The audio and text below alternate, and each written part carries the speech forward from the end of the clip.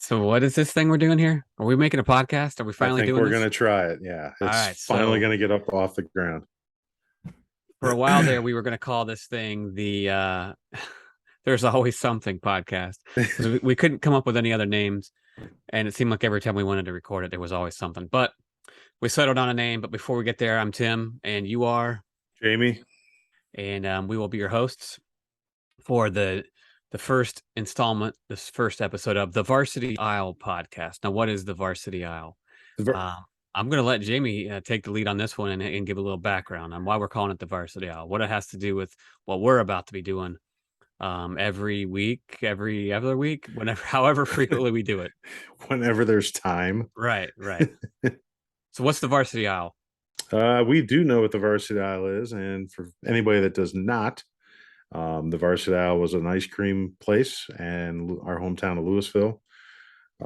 Tim moved there, what, fifth grade, 1980 something? What time? 1985, the summer of 1985. 1985. Correct. During that time, Varsity Isle, for us, was about ball teams, baseball teams, softball teams, going there after a big win or sometimes after a difficult loss. Right. And you get ice cream, you get candy, you get Topps baseball cards, For sure. Bazooka Joes. Milkshakes. Remember the monsters, the wax monsters, where you'd bite the end off and they had Yeah. this nasty serpent inside? Yeah. Did they have food? I don't remember them. I don't remember eating food there. I'm They thinking, probably did though. I think they did, but would we have like a buck 50 to maybe Yeah, spend right. Yeah, when you you were didn't have enough. standing in line and you were trying to figure out what the heck you were going to get with your $1.50? I wonder if they had one of those like hot dog machines where the hot dogs would be on the rollers, just kind of rolling around like in perpetuity, like it seemed like forever, and then you never would I want don't to eat remember it. seeing it, but I maybe don't there was know. something behind the main counter Yeah, because you could always see the candy and the ice cream and stuff in the right, background for whoever's at your right. service window. Um, and then if you remember on the left hand side, you actually walked inside and there was tables like Yeah, booth. There was a few yeah, booths in there, but then there was an arcade in there too, wasn't there? yeah. But it I was don't. only like one or two games, I think. Right. I think like most of those sort of mom and pop ice cream shops in your small town that you might have grown up in.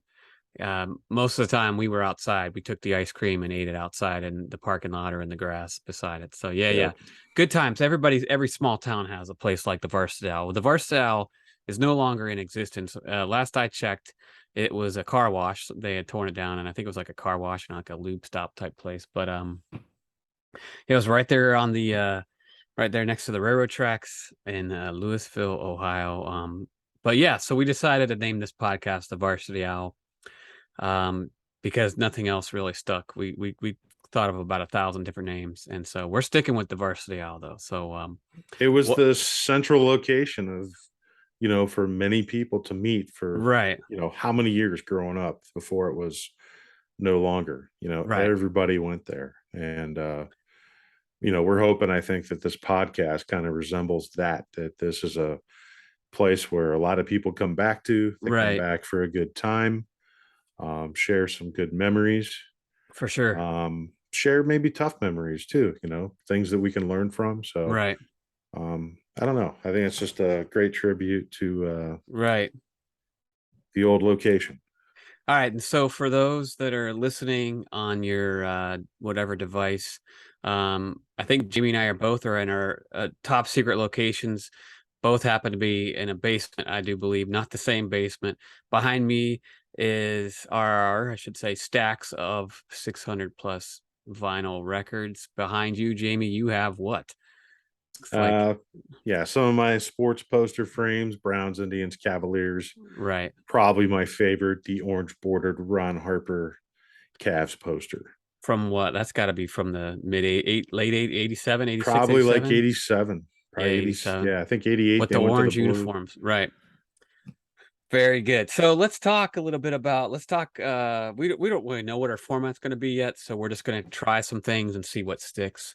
Um I remember when we were in junior high, uh maybe those of you that are listening, maybe you had one of those teachers that stuck out to you. One of them that sticks out to me in my mind that I will never forget except I forgot his name the other day, but he was taught social studies. Was it Mr. Dilling or Mr. Diller No, or There was Mr. Dilling. I Mr. remember Dilling? Yes, he would have been, I think, seventh grade, seventh and eighth grade maybe social social studies. I studies. think it was Yeah. social studies. I had him for study hall too. His wife was the principal at the elementary that you and I went to when we met in sixth Yep. grade. Um, but Mr. Dilling would always say, "Do you follow? Do you follow?" And do you remember that? And I Oh remember he yeah. would have us. We'd have to share current events from time to time. I think we got current event points, but I'd share like, well, what's going on in the world? You'd have to like pay attention. So I don't know if we want to date ourselves, but what are some current events? What's happening in our world? I don't care if it's personal things or if it's something that's happening in the nation in the world. I don't care. But what's happening right now? What are some current events? I mean, for me personally, celebrating Emma's 18th birthday this weekend. So we've had multiple parties, friends, Right, family. right, So that's been a good time. But as you know me, always tied into sports. And for sure. I'm currently watching the US Open, and then also the Guardians game on my Right. other TV. And Let me ask you this real quick. How long did it take you? How many months? We're here. It's September 5th is the day we're recording it. So we're at the end of the baseball stadium or season. Geez, we're at the end of the baseball season. How long did it take you to transition from actually saying Guardians instead of Indians? it was sometime in the first half of the season. Yeah. I find myself correcting more people. And I'm going to tell you right now, it's usually the generations above us Yeah, that they are don't want to still they don't want to that. acknowledge, Well, I or is think it it's just they're some of it's forgetting? just, yeah, Old. some of it's just, it's still the, Yeah, yeah, it's yeah. still the Indians. And then other times I think it's just out of habit. Because I'll catch myself doing it sometimes as well. Sure, it does. I mean, heck, for our whole lives. And as I look to my right, I'm looking at a Cleveland Indians Chief Wahoo hat that's on display in my basement. So yeah, it is obviously something that we grew up with. Everybody grew up with, unless you were born in like 1908 or whenever they changed the name from Spiders, the Spiders to spiders, Buckeyes, the Cleveland Naps, the Cleveland yeah, Forest the Cities, Blues. the Cleveland Blues. Right, right, and then it was the Indians. So now they're the Guardians. That for whatever reason that was kind of a polarizing thing for Northeast Ohio. It's like, you know what? I'm fine with the Guardians. I kind of wanted it to be the Spiders. I think you did too. Oh, But 100%. I mean, to me, it would have been a marketing dream to be able right, to advertise and push all that new merchandise with spider logos and stuff on it. right. I think it would have been. I don't know where the Guardians sales are. That's a good question as far as like, Yeah, where are they at in sales for jerseys and just apparel, right, hats. right. Because really, it's the colors didn't change. It's the font It's basically the font. on the hat, Exactly. at least on the Yeah, hat. right. So And it's a subtle change on the hat. And the uniforms look pretty much the same, just, yeah, and then with the different patch logo, right. the baseball with the wings on it, which still, when I first seen that, oh my goodness. I mean, Yeah. I could not believe with the amount of talent in our area. It's like, how'd they come up with Um, that? Look and like that was somebody it. in a, Really? right, on an old, like, I remember in eighth grade. Why are we talking going back to eighth grade? Mr. Radcliffe, we would have to make drawings on the computers with, like, I don't remember what the class was called, but we had like Macintosh computers. We could design stuff, but Those it were was like the like, original Apples, weren't they? yeah, they were. It's like the dot matrix when With the you'd print it floppy off. disk. Yeah, and it looked like someone in eighth grade at some local high school designed the Guardians logo with the wings. But it's all grown on me, and you know what? It is what it is, and I'm not mad about it. So they're the Guardians. They're my team. They're in a little bit of a funk right now.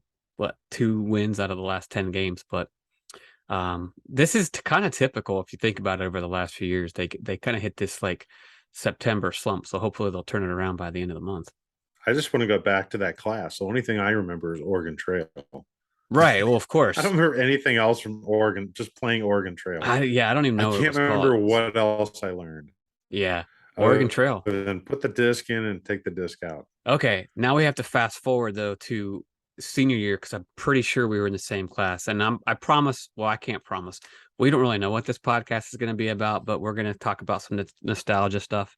Maybe this are some things you can relate to. But did you take like it was called keyboarding. I think originally it was a typing class. and then it was called keyboarding, but it was basically you got to play around on a computer and you could play Oregon Trail. This is in high school, or No, you I could did not. play. I don't remember that. You didn't take that, or you could play Where in the World is Carmen San Diego, I think, or Where in Right. the And USA, whatever that was called. You didn't take typing class? no, I remember because I always walked, it was on the first floor near the principal's office, right? That, Yeah, right around the but I corner. remember walking through the past it, and was it just computers? I swear there was like typewriters in there Well, too, right? okay, my junior year they were typewriters, and my senior year they were computers, which There was a you pretty go. big deal. So, and on I can tell you this, I played Where in the World is Carmen San Diego, and my login name was Agent 99. So there you go. So, all right, well, I missed out on that. yeah, you did. All right, so here's what's going on in my life. We took a quick trip to Pennsylvania for the holidays, for literally less than 24 hours, just to see the in-laws. But when we got back this morning, actually, I noticed that there was a baby squirrel in our garage, and it was pretty frightened. And this is not Oh, the first time we've had squirrels in our garage. We've actually had baby squirrels in our garage then fall down into a wall where we had to cut it out, drywall and whatnot. But there was a baby squirrel. I almost stepped on it inadvertently. Wasn't trying to harm it. And I kind of scared it and it ran off. So couldn't find it. But then later in the day, I went out to grill out because it was Labor Day. We're grilling out, and I found it. where's this going? I got it into a box and put the lid flap on top, and I'm like, I can't do the mean thing, man. I couldn't kill it. So took it out back and kind of threw it in a wood pile. But then Wait, did you throw the baby squirrel? no, I let You him did crawl not out. I throw. did not Yeah, throw this you one. did No, not this throw. one. There was a No second, squirrels were hurt during the but the moving of second the squirrel. no. But then I found a second baby squirrel, Okay. and it was kind of hiding behind some outdoor patio furniture that we had pulled in because it was raining. And tried to do the same thing, but I couldn't quite get it in the. Actually, this is the dumb thing. I thought I had it in the box, the same box, so I carried it all the way to the backyard again, and I opened the box and it wasn't there. What? So I thought I had scooped it up. I didn't. Magic Um, box. it disappeared anyway. I went back to the garage, found the squirrel, the second squirrel, put in the box. This one was more feisty, and somehow had went out to the front of the garage, and it actually I had taken it down with the broom and kind of like flung it. I'm not gonna lie, I did, and it went into the road. But then I felt bad. I'm like, this thing isn't moving. I'm like, it's some car's gonna drive it and smash it. So then I took the box, scooped it up out of the road, and took it out back. And I don't know, maybe he found his brother or sister, and they'll probably end up back in our garage. So it's probably dumb. You're supposed to probably take it somewhere You else. And pretty much have a baby squirrel foster home going on in your garage, so you yeah, might as well, keep that going. right. I mean, somebody's got to do it. Well, there was one time when we had two baby squirrels trapped in the wall, and a guy came over to help us. He took the squirrels out back, and our kids were little. And I said, I don't know what you did with the squirrels. I don't want to know because I don't want to have to lie to my kids. But he did tell me a couple years later that he yeah, Yeah, you snapped. can't. I couldn't do it. If you're listening to Spotify, you will not see the hand motions that Tim just No, made. I couldn't do that though. So I all right. where is this going? I I don't had know. I had You have a celebrated a very birthday boring party, day and I had compared to to the get squirrel squirrels story. out, right? So anyway, uh, let's talk about something you mentioned earlier, baseball. So let's have a little bit of something to talk about here that's not tragic, or involving the harming of animals. Um, so you mentioned like growing up and going to the Varsity Owl for baseball games. I also seem to remember going to the Dairy Queen for baseball games. I guess at times it just depended on your coach on which place you got to go to, or what if there was a parent that was buying. But there was a Dairy Queen down the road from the Varsity Owl where you could get ice cream. Well, that's But because I think there was games at the oh shoot, was depending on that which park, yeah, Wildwood Park back there? So yeah, those may be, I mean, what, they were a hair closer to right, Dairy Queen than the Varsity Aisle, but right. Or if maybe we one, went there a few times, but if we went there, I think we were older, Tim. Right. I think the younger days were 100% Varsity, and I don't even know what time. I mean, I'd like to see some old pictures, get some history on that. I don't even Right. remember exactly when it closed. Right. But probably a good thing because that area where that car wash I think still exists, is total flood zone. So Right. Yeah, that's true. Right. if somebody were to rebuild that in our hometown, that's definitely not going that Right. location. I mean, one because there's a business there, but two, nobody would put money on that No, you spot. wouldn't want to do So that. So, well, all right. So here's what I want to talk about. Um, I sent you a video clip, or I shared it with you. Actually, I think you had already saw it on Twitter of Joey Votto, who plays for the Cincinnati Reds. And I'm not exactly sure why, but he was in the booth for a game. Maybe he's injured. Um, you watched the clip, yeah, I think he is on the injured list. I don't recall what the injury is, but but he was yeah, talking about he was kind of getting a little bit nostalgic, talking about baseball. And one of the things he said really I couldn't stop thinking about for a while because of the major sports right now. NFL football is number one. We know that. I mean, is baseball number two? Maybe it's number two, or is the NBA? I don't know. Um, but baseball certainly isn't as popular as it used to be. And if you think about like what are the sports that kids are playing, at least in my community, the up and coming sports like lacrosse or maybe soccer, even yeah, soccer for there's sure. always football, there is baseball, but it just doesn't seem like it has the same popularity that it had, at least when I was growing up, when you were growing up. But so Joey Votto's being interviewed. He's first baseman for the Cincinnati Reds. He's probably played in the major leagues for 15 plus years. He said that baseball and summer just go hand in hand. And he said that baseball has a monopoly on summer. There's really no other sports for the majority. The NBA kind of wraps up in mid-June. If you're into like Premier League soccer, it doesn't start usually until mid-August. Now there is Major League Soccer. There's tennis. There's golf. But by and large, the major sporting event of the summer is baseball. Do you think that's still true? 100%. Here's the one of the quotes said, "There's so much to love about the game of baseball, from the different ballparks and climates to blue skies, green grass, and cool caps."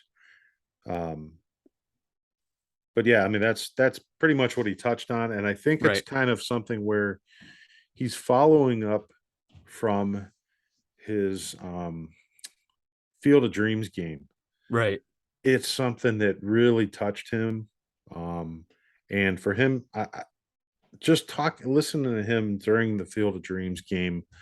But then also this comment from when he was in the booth here, this past week. Yeah, a couple days ago. Um, he really talks in depth with his feelings for the game, and it's so true, especially the different ballparks.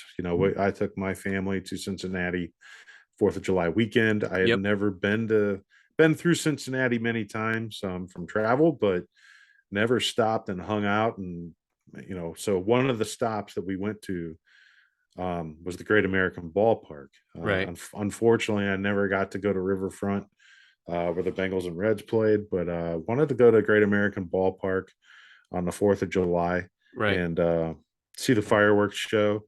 And we had some awesome seats. I highly recommend anybody going down to that stadium. Right.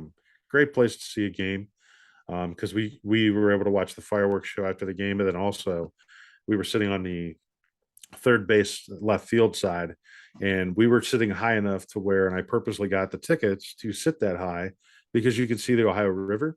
But Yeah. then also as the game was going on before the fireworks display, you could look over into Kentucky and you could see people just shooting fireworks off over across the water before the game even ended. Wow. So it was just a great event. But to Right. touch back on what he said about the different stadiums, to me, that is so important because I Right. drive my family crazy because of when we go on vacations.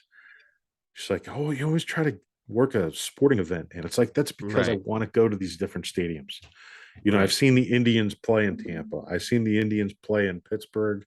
And then last year at Yankee Stadium. That's a story we'll save for a That's a future podcast. whole nother story. Yeah. It was a great win, but Right. I took the L at the end of the day. But yeah, like I We'll said, get to another that show. future podcast Yes. fodder for sure. But I Yeah, just love that's going to all the true. different stadiums, like, Right. and he's saying it from just from a standpoint of as a player. As a Right. fan, I love it. I can only imagine what it must be like as a player. Right. Well, let's all right. So I've also there used to be a goal of mine, and it'll probably never happen now. I guarantee it'll probably never happen. But I used to have this goal that I wanted to visit every Major League Baseball game or stadium, and then or even like start to visit a lot of the minor league stadiums because you just see a lot of interesting character there. I think a lot of us would want to go see the Savannah Bananas play in their minor league stadium. I don't even know what league they're in. Are they even a single A affiliate, or are they just an independent team? I don't even That's know. changing. They were just on ESPN too, and I inquired about looking at tickets for that, and there's like a waiting list, Oh, really? big waiting list just to get tickets, So and they're basically, the not cheap. Savannah Bananas, yeah, you can Google that. They just make it a lot of fun. They wear crazy uniforms. They do dances in the middle of the game. They are changing the way you would view it as a fan. They're making it fun again, which is cool. It's the Harlem Globetrotters of Yeah, baseball is that's a kind of good point. what it is, and they're looking. The guy that owns it uh, is a New England guy, so he said his goal is to have a game up at Fenway and sell Oh, okay. Fenway out. Oh, wow. Yeah, and that's why Bill Spaceman Lee Yeah, that was didn't end so pitching well though. there. No, it did not. Yeah, he had a Thankfully, he's alive. yeah he had a medical emergency. Let's just put it that way. So anyway, okay. Bill Spaceman Lee once pitched for the Red Sox in the 70s. All right, well let's break it down though to at the local level. So obviously we know Major League Baseball. Again, it's not as popular. I guess we could have Googled to see what the most popular sports are, but we all know it's NFL. And I would dare say college football, even though it's not a professional sport, is probably a second in viewership and all that. But the NCAA tournament probably is up there. But as far as again, summer activities, you think of baseball or softball, something that's played on a dirt infield with a grass outfield if you're lucky. Um, but let's think about the at the local level of where this starts. Almost every kid probably in everybody's community plays baseball or softball at least for 1 year, if not more. Raise your hand if you've ever been had to fill in and either coach a game or heck, I think I got suckered into umpiring some games I was before just gonna say, yeah.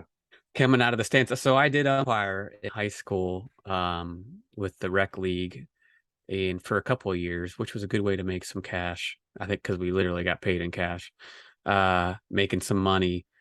Um, there were some games for actually when my wife played softball in a women's league where I got called into action because the ref didn't show up and had to ref a couple of games wearing like sandals. And we had a baby at the time, and someone else on the sidelines like rocking the baby with the stroller, so I could umpire the game. But yeah, just think about all the different ways in which baseball or softball just are a part of our summers. Like drive it through any small town on a Wednesday night, and you're going to see games being played, or you're going to see a line out the door of their local ice cream shop. Well, I'll tell you what, the living here in Jackson, baseball is one of the best sports here in this school district. A couple state titles since we've lived here, since we came back from Tennessee, moved back from Tennessee in 2013. Hmm. Their program is legit. Um, from the training complex that they built next to the baseball field to how well they take care of it. So, excuse me, it's definitely alive and well in our community, Hmm. but not every community can say that. Right. But yeah, as far as you start talking numbers on TV and viewership with Yeah. Major League Baseball, I believe the Guardians are pretty. I think they have good numbers from what I've heard listening to local sports radio, Right. that yeah, we may not have the attendance we used to. We'll never break that 455 straight game sellout Right. streak. Based on we've lost as far as population in Northeast Ohio since those days. Yeah. We don't have that, and I know they've reduced the seating in the stadium some in the upper level. But yeah, I don't know if we'll get that back, but I still think it's definitely alive and well in our community on all levels. Let's think back to some of our childhood memories revolving around baseball or softball. So, I remember playing at least. So I'll go back to that summer of sixth grade or before sixth grade. So I moved midsummer. So I got placed on a baseball team in the community. Was thankful for that because I got to finish the season. So obviously it wasn't my fault that I couldn't start the season. We didn't move until the end of June. So I got to play a few games. I was on the Dodgers. We played at Wildwood Park. My coach was Hamilton. Merv Hamilton was his name. Merv, that's right. He was uh he was a gem of a coach. I imagine you were probably on one of the other teams that season. And I know you also, or you probably played travel baseball. This was more local. I played the local level. No, I didn't play. I played 1 year of fast pitch, but that was a long summer. Like I Yeah, enjoyed it, but it was definitely a different right. feel than just rec league. Like I enjoyed it, but it was long. But Yeah. I did other things too. Well, I Um, remember you and I playing against each other in different leagues or different games. Let's talk about the the memorable home run that James E. L. Fritz hit at Broad Street Park. That would have been in junior high, probably seventh or eighth grade that summer. was eighth grade or freshman year, maybe, because we were as freshmen, we were still at the It might have been the technically we were summer. still at the junior high. Yeah, it might So have been this. That's true, right? So it could have been, gosh, what age would that be? 13, maybe 14. Um, but we're playing at Broad Street Park, which was a park kind of in the center of town. One field. You and there were tennis courts behind it. What team were you on? You remember? I think we were the Rangers. If I The remember Rangers. right, we were gray shirts with that sweet state of Ohio with Yeah. the Louisville Constitution, I think, logo on it. And then just had the plain black mesh hats, which still to this day I cannot stand those mesh hats. No, The snapback mesh hat. my team was purple. So what? But I don't know what. I remember we were purple shirts, and I think we had yellow hats. What team would that have been? We might have been the Royals, but we weren't blue because there were too many teams that were blue. We might have been Yeah, I the don't think the Royals. colors ever matched with the Right. team. Like today's you walk around a ice cream place around now, or when I go to the park and you Yeah. see a team, those kids are wearing friggin' like legit Oh, Dodger hats. they got real uniforms. Yeah, Yeah, for sure. which they're easily more available now than back in Yeah. our day. Hey, So what was the name of that sporting goods store downtown? They didn't have Turnos, Turnos. They didn't have the one that jog. had to remember it had a ramp. You Yeah, walked you had to in, it had walk a up a ramp, and ramp. it had like that green artificial carpet on it. You couldn't And then find Dodger jerseys at Turno's sporting goods. It was next to the bakery though, or pretty close to it. So yeah, anyway, okay, so tell us about this home run you hit when you were probably 13 years old. oh wow, that it's a fun memory for me. Um, gosh, like so between me and my our buddy Scott, right? We have like this memory that you remember so much stuff that's from when you were a kid and Right. that was important to you, or even some of the stuff that wasn't important. But this one was pretty fun. I remember the first at bat, hitting a home run over that fence in left field. And I think it short hopped Marvin Barb Heron's house, but I remember it Yeah, hitting the side of the house. it did. So I don't think I hit it in the air, but Yeah. so from all those years of just us playing in the backyard, or if I was in the backyard by myself, Right. I taught myself how to hit left-handed just out of sheer boredom. Yeah. And so the next three at bats, I gave it a shot left-handed because that tennis court fence was higher. Yeah. And I wanted to hit one over that and be able to hit a home run on both sides of the plate. And finally, the last at bat, I got a low pitch and was able to lift it and get it over that Right. fence. And I can still to this day remember rounding third and seeing my mom jumping up and down in the little bleachers there, Yeah. Right. which probably had 4 rows in That's right. Yeah. it. And I, that was a good. I think it was against us. I think I was there when that happened. I seem to remember that. excuse me, I think so. Yeah. I don't. So I Excuse don't me. have those kinds of success memories, but I will share one story. This was later on. This was actually softball. We were in high school, and that was just something we all did for fun.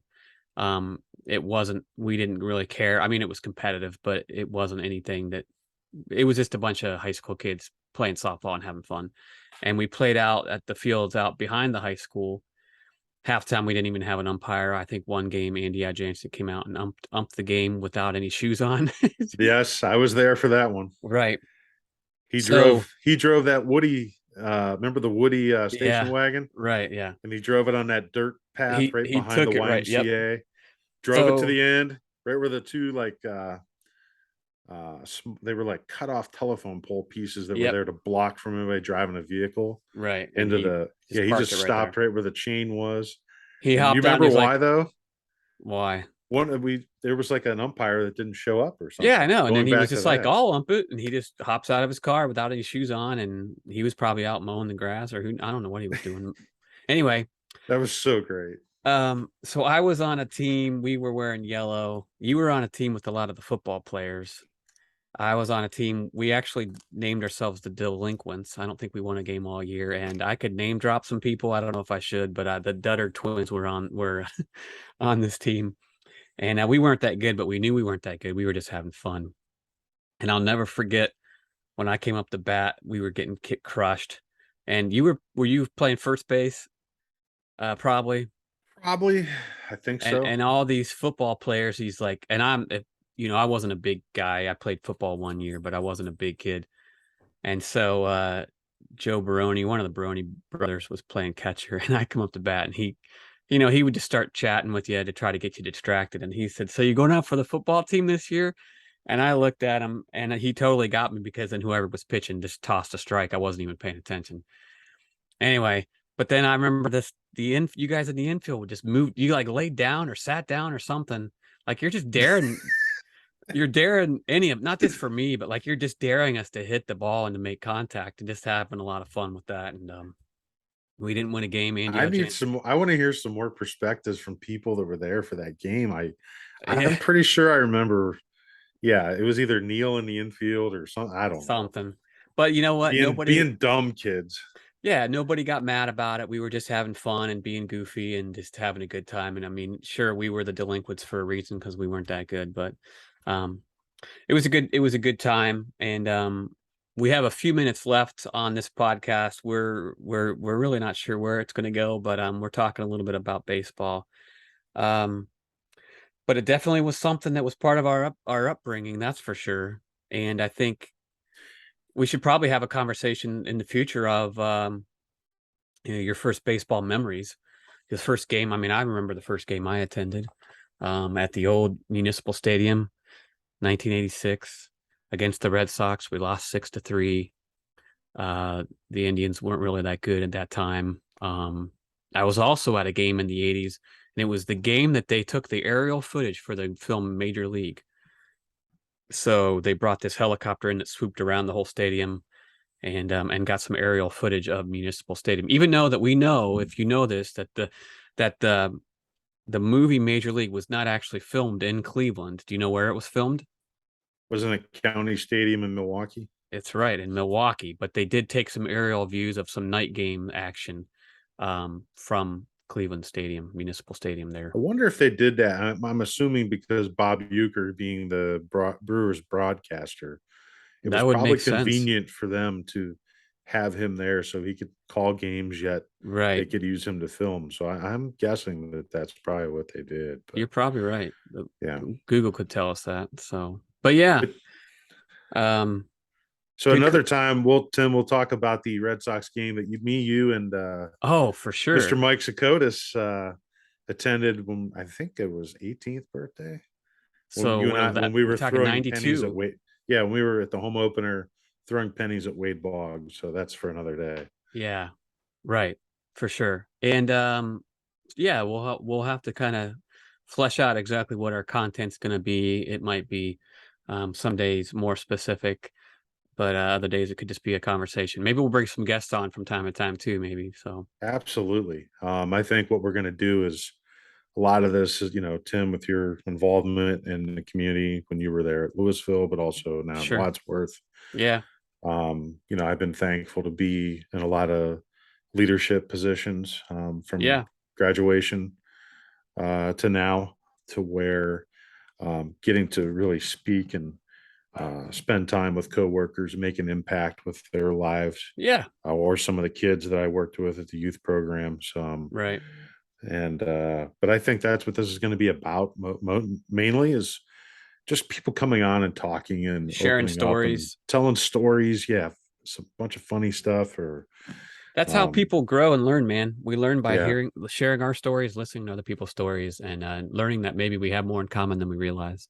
yeah, So we could talk about baseball. We didn't even talk about the Cavs, but we could talk about a lot of things, man. We should talk about music. We got to talk about this Foo Fighters concert that Dave Grohl just put on, which was epic, and we're absolutely. talking about some music and just how life is a struggle at times, but also a blessing, and we want to definitely focus on both. You gotta have the balance. So, hey, real quick Yep, and before we go, this, yeah, go no, go for it. ahead, No, go I ahead. just wanted to say that that's what this place is going to be about.